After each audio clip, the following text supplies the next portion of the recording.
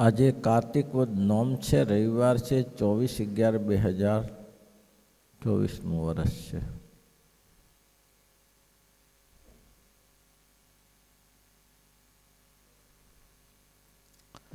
આને આ પ્રશ્ન મૈત્રેયને વિદુરે પૂછેલો છે.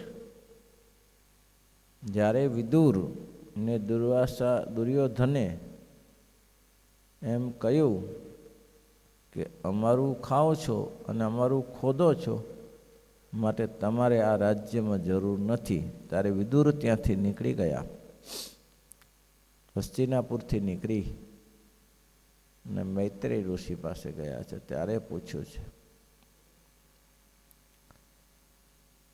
સુખાય કર્મણિ કરોતિ નિત્યમ. જીવ પ્રાણી માત્ર જે કર્મ કરે છે એ સુખ થવાને માટે કરે છે. કોઈ માણસ દુઃખી થવા માટે કર્મ કરે છે? દરેકને સુખી થવું છે. સુખાય કર્મણિ, ચોથો સ્કંદ ભાગવતનો, સુખાય કર્મણિ કરોતિ નિત્યમ. ત્રીજો હશે, બહુ ધ્યાન નથી. જીવ સુખને માટે કર્મ કરે છે તો દુખ્યો કેમ થાય છે? મૈત્રેયે જવાબ બહુ સરસ આપ્યો કે એને ખબર નથી. જીવ કર્મ કરે છે પણ જીવ પોતાના બળને માટે કર્મ કરે છે. એને ખબર પડતી નથી કે ફળદાતા પરમાત્મા બેઠા છે મને ફળને આપનારા. એનો વિશ્વાસ નથી એને. આ પ્રશ્ન બહુ મહત્વનો છે. જગતમાં લોકો ધંધો કર્યા કરે છે પણ ઈશ્વરને વેચમાં રાખતા નથી, એટલે અંતે પાછા પડે છે. જો ઈશ્વરને મધ્ય રાખ્યા હોય તો ઈશ્વર એનું કામ પરિપૂર્ણ કરે. અહીં સ્વયંપ્રકાશાનંદ સ્વામીએ પરમાનંદ સ્વામીને પ્રશ્ન પૂછ્યો કે ભગવાનની વિશે જ્ઞાન શક્તિ, ક્રિયાશક્તિ ને ઈચ્છા શક્તિ કેમ રહી છે? જ્ઞાન શક્તિ, કર્મ શક્તિ ને ઈચ્છા શક્તિ કેમ રહી છે? ત્યારે શ્રીજી મહારાજ બોલ્યા છે, સ્વામીજી એનો પ્રશ્નનો ઉત્તર તો તમને સ્વયંપ્રકાશ આનંદને કહ્યું નહીં આવડતો હોય, એ અઘરો વસ્તુ છે. એમ કહીને શ્રીજી મહારાજ પોતે પ્રશ્નનો ઉત્તર કરવા લાગ્યા. શું કહ્યું? ઉત્તર કરવા લાગ્યા, આ જીવ જ્યારે સત્વગુણ પ્રધાનપણે વર્તતો હોય ત્યારે જે કર્મ કરે તેનું ફળ જાગ્રત અવસ્થામાં મળે છે. અત્યારે આ સત્વગુણ પ્રધાન વર્તા હોય તો જે કર્મ કરી છે જાગ્રતમાં આપણે ભોગવીએ છીએ. ટૂંકમાં આપણે જે કર્મ કરીએ છીએ એનું ફળ મળે છે. કારણ કે ભગવાન શ્રી કૃષ્ણ ગીતામાં કહ્યું, કર્મણીય અધિકારસ્તે મા ફલેષુ કદાચન. ફળની અપેક્ષા ના રાખી, તું બેઠો છો, તું કર્મ કર્યા કર. શું સારું કર્મ આપવું કે નરસું કર્મ આપવું, તારા કર્મના હિસાબ પ્રમાણે મળશે. એટલે જાગ્રત અવસ્થામાં આપણે જે કર્મ કરીએ છીએ તેનું ફળ જાગ્રત અવસ્થામાં જ મળે છે. એટલે સત્વગુણ પ્રધાનપણે જે કર્મ કરીએ છીએ, સત્વગુણ અત્યારે એટલે કે જાગૃત અવસ્થા સત્વગુણ છે, એમાં જે કર્મ કરીએ છીએ એનું જાગ્રત અવસ્થામાં મળે છે. અને જીવ જ્યારે રજોગુણ પ્રધાનપણે વર્તે તે સમયમાં જે કર્મ કરે તેનું ફળ સ્વપ્ન અવસ્થા છે.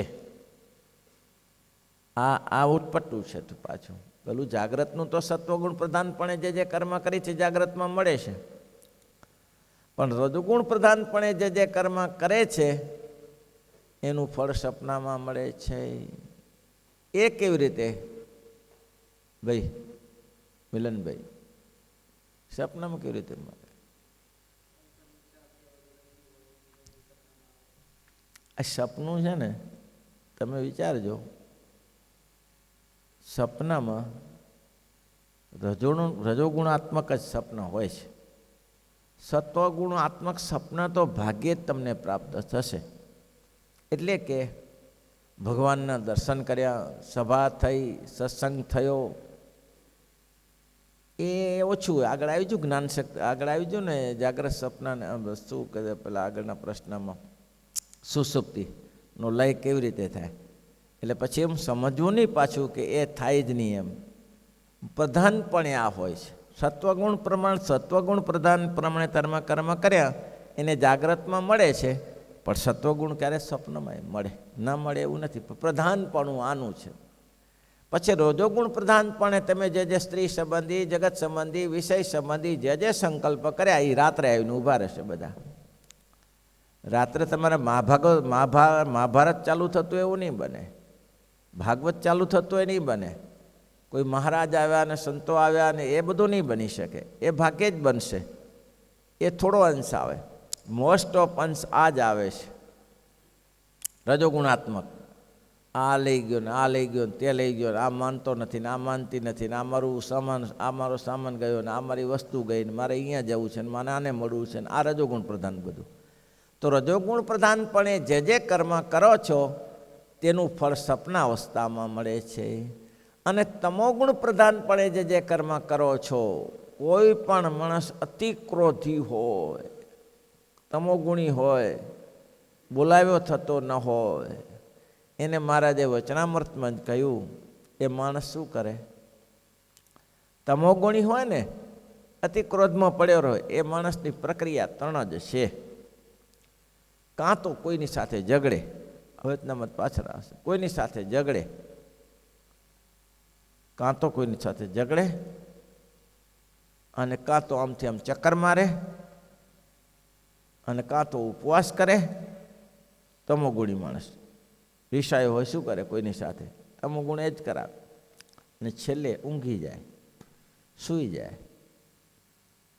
અને એ સૂઈ જાય છે ને, એમાં જ એના છોપ, જો સૂવે નહીં તો માણસ મરી જાય અથવા ગાંડો થઈ જાય. ગમે તેવો ક્રોધી માણસ હોય ને ઊંઘી જાય એટલે થઈ જાય. અને મહારાજે એમ કહ્યું, સુષુપ્તિ અવસ્થાને જીવ પામે ત્યારે જીવ પથ્થરની શિલા જેવો થઈ જાય. સુષુપ્તિ અવસ્થા એટલે ભાઈ દર્શનભાઈ, સુષુપ્તિ અવસ્થા એટલે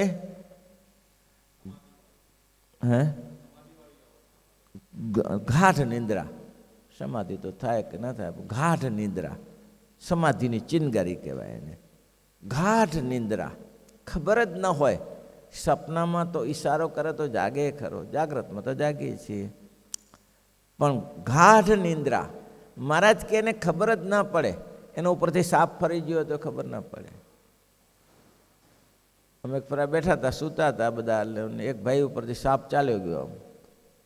7 જણા હતા, 7 ઉપરથી સાપ હાલ્યો ગયો, કોઈ જાગ્યું નહીં. કેમ? ને સાપનો ડર નથી? સાપનો ડર છે કે નહીં? ડર તો છે, પણ એ કે શિલા જેવો થઈ ગયો, એને ખબર જ નથી, જળ જેવો થઈ ગયો. હું શું કરું છું, હું ક્યાં છું, એને કોઈ ખબર પડતી નથી. સવારે ઉઠે ત્યારે ખબર પડે, જ્યારે સુષુપ્તિ ઉદરા થઈ જાય ત્યારે ખબર પડે કે હું અત્યારે અહીંયા છું. ત્યાં સુધી ખબર ના પડે એને. અલ્યા ઘણીવાર એવું હોય, ગાઢ નિંદ્રામાં સૂતો હોય અને એને જગાડીએ પરાણે તો થોડી વાર તો આમ શું કરે, આથી આમ ને આમથી આમ જાપ્ત બાજકા જ મારે, થોડી વાર તો ડાફડિયા જ મારે. હે શું હતું, શું હતું, એને ખબર જ નથી. હજી ઉઠ્યા પછી ખબર નથી કે હું ક્યાં બેઠો છું. કેટલોક સમય જાય પછી સ્વસ્થ થાય. તો સમાધિનું સુખ ભોગવતો હતો, સમાધિનું સુખ ભોગવતો તો એને ખબર નહીં પડતી કાંઈ. એટલે મહારાજ કહે છે, હું ક્યાં છું, હું શું કરું છું, હું કોનો દીકરો છું, કોનો બાપ છું, કોનો ભાઈ છું, મારું કામ શું છે, મારી જાતિ કઈ છે, એને કાંઈ ખબર પડતી નથી. મારું નામ શું છે, મનુષ્યનું બાળક, વૃદ્ધ, ધર્મિષ્ઠ છું, કાંઈ ખબર પડી ઇત્યાદિ કોઈ પ્રકારનું જ્ઞાન એને રહેતું નથી. રહે છે એને કોઈ પ્રકારનું જ્ઞાન છે? કાળો, ધોળો, લાંબો, પીળો, કંઈ એને જ્ઞાન રહે છે? તો જાગવું કેમ? જ્ઞાન જ નથી. મેં કાલે જ દ્રષ્ટાંત આપ્યું હતું કે ઘણા લોકો સુષુપ્તિમાં ઉપર ચાલ્યા જાય છે. ઘણા લોકો સુષુપ્તિમાં ઉપર ચાલ્યા જાય છે. આ જે મયુર આવે છે તે મયુરના ફાધર ને મધર સૂતા હતા. તમે બેનો વહેલી ઉઠતી હોય અને પુરુષો થોડા નિરાતે ઉઠે. ત્યાં ભાઈ ઉઠી ગયા, એના ફાધર ઉઠી જઈને નાહી ધોઈને બેઠા. પછી કે કેમ ઊભી થતી નથી? કે ઉઠે, જગાડી, શેની જાગે? અચ્યુત આમ કહેશું, બોલો. ઘોર નિંદ્રામાંથી ડાયરેક્ટ ઉપર ચાલે જાય છે, ખબર જ ના પડી. સાથે ઊંઘે છે તોય ખબર ના પડી, કોઈ શ્વાસે કંઈ થયું નહીં અને ઉપર ચાલે જાય. પણ મહારાજ કે ઘોર નિંદ્રા છે એ અક્ષરધામની ચિનગારી છે. અક્ષરધામમાં જે સુખ રહ્યું છે ને એનો અણુ માત્ર છે. અણુમાં અણુ એના કહેવાય એટલું સુખ છે. એમાં જીવ કેટલી મસ્તી માણે છે. આ હા હા, થાકી ગયો હોય, 20 ગાઉ ચાલ્યો હોય, ખાવાની તૈયારી ન હોય, પાણી ના પીએ, પગ દુખે, હાથ આખું શરીર કરે, પણ એ દરમિયાન જો એને ગાઢ નિંદ્રા આવી જાય, સુષુપ્તિ નિંદ્રા આવી જાય તો એ માણસ પાછો 4 જ કલાકમાં ફ્રેશ થઈને ઊભો થઈ જાય. એના માટે તમે મહિનો દિવસથી હેરાન થયા હો અને મહિનો દિવસથી ઊંઘ ના થઈ હોય તો તમારે મહિનો ઊંઘવું ના પડે. ઊંઘવું પડે, પાછું ફરીથી મહિનો ઊંઘવું પડે. મહિના દિવસમાં પૂરી ઊંઘ ના થઈ હોય, 4 કલાક, 2 કલાક, 5 કલાક એવી ઊંઘ થઈ હોય અને તમે એમ કહો કે હવે મારે ઊંઘી જવું છે અને મહિને ઊભું થવું છે, શક્ય જ નથી. 4 થી 5 કલાકમાં ખડલ ઊભો થઈ જાય. પણ મારે કે ઊભો થાય છે કેમ? અહીંયા પ્રશ્ન એ છે. જ્ઞાન શક્તિ, ક્રિયા શક્તિની, ઈચ્છા શક્તિની અહીંયા વાત એ કરે છે કે ઊભો કેમ થાય છે? પોતાની રીતે ઊભો ના થાય, ઉપર જાય તો એને ભગવાન જ્ઞાન આપે છે કે તું માણસ છો, ઊભો થા, તારે કામ કરવું છે. એટલે એ જીવને જ્ઞાન ભગવાન આપે છે જગાડવાનું. જ્ઞાન આપ્યા પછી જાગી જાય. જ્ઞાન આવ્યા પછી જાગી જાય, પણ એને શું કરવું શું ના કરવું એને ખબર નથી. એને ખબર નથી એટલે શું કરે? ભગવાન શું કરે છે? એને ક્રિયા શક્તિ આપે છે. આ કામ કર, કામ ક્રિયા શક્તિ આવે છે કે આ કામ કર. ત્યારે એને ખબર પડે કે મારે આ કામ કરવાનું છે. જાગી ગયો, જગાડી દીધો ભગવાને, તો હજી એને શું કરવું બાકુ ડાફડીએ મારે. હજી એને ખબર નથી મારે શું કરવું જોઈએ. પણ એને પછી ભગવાન એને ક્રિયા શક્તિ આપે છે કે તારે આમાં પ્રવૃત્ત થવું છે, તારે આમાં પ્રવૃત્ત થવું છે. ત્યારે એ પ્રવૃત્ત થાય. એ કામ કરવા તો પ્રવૃત્ત થયો, પણ એની ઈચ્છા ન હોય તો? કોઈ પણ કામ કરવા માટે તૈયાર થયો ત્યારે એની ઈચ્છા ન હોય તો ના કામ કરી શકે. કોઈ પણ કામમાં ઈચ્છા તો જોઈએ ને. એમ તમે ગમે એટલું છે, માનો કે સારું લાડુ, દાળ, ભાત, ભજીયા, મોહનથાળ, જલેબી, સાટા એવું તમારી પાસે ભોજન, પણ એને ખાવાની ઈચ્છા ના હોય તો ટાઈફોઇડ થયો હતો, ખાય ભાઈ ખરો? ખાઈ શકે ખરો? ઈચ્છા નથી. ઈચ્છા થાય તો જ ખાઈ શકે, ઈચ્છા થાય તો જ પાણી પી શકે, ઈચ્છા થાય તો જ ચાલી શકે, નહીં તો જગ્યા છોડી શકવા સમર્થ નથી જીવ. એને ઈચ્છા શક્તિ કહેવાય. પોતાની મળે કંઈ કરવા જીવ સમર્થ નથી. આપણે એમ કંઈક હું બધું કરું જ છું ને ત્યારે ઝઘડવામાં મેં કાલે કીધું ભગત, મેં કીધું લોકો અલાર્મમાં મૂકીને સૂઈ જાય, અલાર્મ મૂકીને, તો કે અલાર્મથી જાગી જ જવાય છે ને? જાગી જવાય? અલાર્મ પડ્યું હોય ઘણી વાર અલાર્મ તોડી નાખે. હારા અલાર્મ તોડી નાખે. અમારે એક બાપુ હતા, તે અલાર્મ મૂકીને ઊંઘે, તે અલાર્મ છે ને 2-4 પર વાગ્યું હતું. એવા ખીજાણાને ઊંઘમાં મારી લાત, તે અલાર્મ તોડી નાખ્યું. લ્યો, એવું થયું ગળિયાર. હવે એને જો ખબર પડી. કીધા કોને તોડ્યું? તો ખબર નહીં. કોને તોડ્યું તો ખબર નહીં. તો ગાઢ નિદ્રામાં પાછા. તો આ નિદ્રા જેવી છે. તમે તમારી રીતે કંઈ કરી શકવા સમર્થ નથી. તમને ભગવાન જ્ઞાન શક્તિ આપીને જગાડ્યા, પણ પછી તમારી તૈયારી નથી પાછી. એટલે ભગવાન કે જ્ઞાન શક્તિ આપે, જગાડે, અને પછી કે ભગવાન જ જ્ઞાન શક્તિ આપે અને ભગવાન જ ક્રિયા શક્તિ આપે અને ભગવાન જ ઈચ્છા શક્તિ આપે, તો પછી આ જીવ આવા ખોટા કામ શેના કરે છે? સારા જ કામ કરવા જોઈએ ને. જ્ઞાન આપ્યું ભગવાને, ક્રિયા શક્તિ આપી, તો પછી એને સારા જ કામ કરવા જોઈએ. ભગવાન કે એમાં હું તમને તમારી યથાશક્તિ નથી આપતો. તરત જ આગળ કહ્યું, આ જીવને સમજી લેવું જોઈએ. એને એમ કહ્યું કે એ ક્રિયાશક્તિ, જ્ઞાન શક્તિ જીવને આપે છે. આ જીવ આપે છે, પછી જીવ પોતાની રીતે કામ કરવા તૈયાર થાય છે. તો કે ભગવાન એને જ્ઞાન, ક્રિયા શક્તિ આપે કે આ ક્રિયા કર, ઈચ્છા શક્તિ આપે, ઈચ્છા આપે તો ઈચ્છા કર. જો એ ઈચ્છા કર્યા પછી ભગવાન આટલું જ કરે, જગાડ્યો, જગાડી દીધો, પછી કામ આપી દીધું, એટલે ક્રિયા શક્તિ આપી દીધી. પછી ઈચ્છા આપી દીધી, હવે તું જે જે ધંધા કરીશ ને એને મહારાજ કે કર્મ ફળ પ્રદાતા ઈશ્વર છે. નહીં તો જૈન મત સાબુત થઈ જાય. કર્મ કરો ફળ મેળવે, કર્મ કરીને કેવડિક થઈ જાઓ જૈન મત છે. કર્મ કરીને કેવડિક થઈ જાઓ ભગવાન થઈ જાઓ જૈન મત છે. મહારાજ કે એનું તાલે એવું નથી. એમાં કાંઈ કર્મ કરવાનું મેં સત્તા આપી, એને જાગવાની સત્તા આપી, જાગી ગયો. ક્રિયા કરવાની સત્તા આપી, ક્રિયા કરી. પછી ઈચ્છા આપી, તું ઈચ્છા કર, પણ હવે તારી ઈચ્છા કેવી કરવી એ તારી જો. મેં ઈચ્છા આપી, તું કામ કર, હવે તારી ઈચ્છા કેવી કરવી. મેં તને ક્રિયાશક્તિ આપી, હવે ક્રિયા કેવી કરવી. બકરા મારવા, ઘેટા મારવા છે, ચકલા મારવા છે, ભજન કરવું છે, મારા કરી છે, મંદિરમાં જઈને બેસવું છે, શું કરવું તને જવાબદારી. એનું હું ફળ લખ્યા કરીશ, એનું હું કર્મ તને લખ્યા કરીશ. એ તારી રીતે નહીં ચાલે, એમાં મારી જવાબદારી છે. સમાન વૃક્ષે કેનો ઉપનિષદ હશે કદાચ, મને એક્ઝેક્ટ યાદ નથી. સમાન વૃક્ષે પરિસસ્વ જાતમ એકમ અશ્નાતિ ને એકમ દદાતી. એક જ વૃક્ષમાં બે પક્ષીઓ બેઠા છે. સુવર્ણ સખાયામ, બહુ સરસ પાંખોવાળા બે પક્ષીઓ બેઠા છે. સુવર્ણ સખાયામ, મિત્રો છે પાછા. સુવર્ણ પાંખો, સોનાની પાંખો જેવા બે પક્ષીઓ બેઠા છે. એક જ ડાળખી ઉપર બેઠા, એક જ ઝાડ ઉપર બેઠા છે. ઝાડમાં ફળ ખૂબ છે. એટલે એક ખાધા કરે છે અને એક જોયા કરે છે. એક ખાધા કરે, આ વેદનું વાક્ય છે. એક ખાધા કરે છે અને જોયા કરે છે. તો કે ખાય છે કોણ? જીવ. જોયા કોણ કરે છે? સાક્ષી ભગવાન છે.